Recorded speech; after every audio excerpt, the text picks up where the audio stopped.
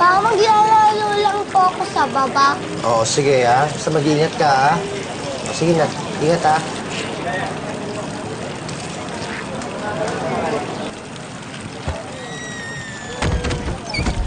Ken! Ken! Ken! Ken! Ken! Ano nangyari sa'yo? Ken! Ken! Ano nangyari sa'yo? Ha? Ano nangyari sa'yo? Ha? Ken! Ken! Ano nangyari? Kaloy, ano nangyari sa inyo dalawa, Ken? Ano nangyari, Ken? Ano nangyari? Ha? Ano to? Next time, mag-iingat ka, ha? Dahan-dahan sa paglalaro, okay? Sakit? Ha? Kaloy, ano nangyari? Nahulog siya sa hagdan, Di eh. ba nangako ka sa akin na ikaw magbabantay kay Ken? Marge, pwede ba makinig ka muna sa akin? Di ba sabi ko nga naglalaba ako? Naglalaba ka o tumutugtog ka na naman? Hindi ko pinabayaan yung anak natin. Talaga sigurado ka? Kasi tingin ko, eto na naman inaatupag mo eh. Diba? Ito ba inaatupag mo ha? Ayan, wala ka nang atupagan! Wala na! Ano ba? Huwag ka matigitara ko ng damay mo! Eh kasi wala ka dito! Puro yan na lang inaatupag mo, wala ka na sa Japan!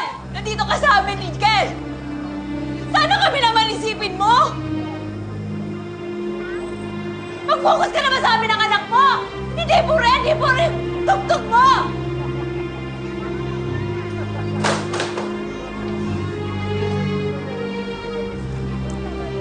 Tama na yan. Ate, pagod na ako. Anong pagod ka na? Andito ako, di ba? Di kita papabayaan.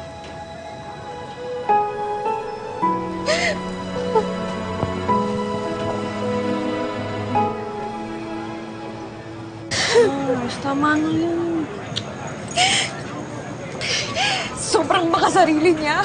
Hindi niya iniisip yung pamilya niya. Bakit mo naman binasag yung gitara? Hindi ko alam. Hindi ko na iniisip eh. Ewan ko, sa galit ko siguro. Intindihin mo na lang. Kasi 'di ba, siya ang padre de pamilya. Pagkatapos biglang-bigla nawala. Konting kibot sa'yo umaasa. Siguro kaya gano'n nagkakagulo yung utak niya. Pagod na talaga ako. Ana, Mars. Tama na yan.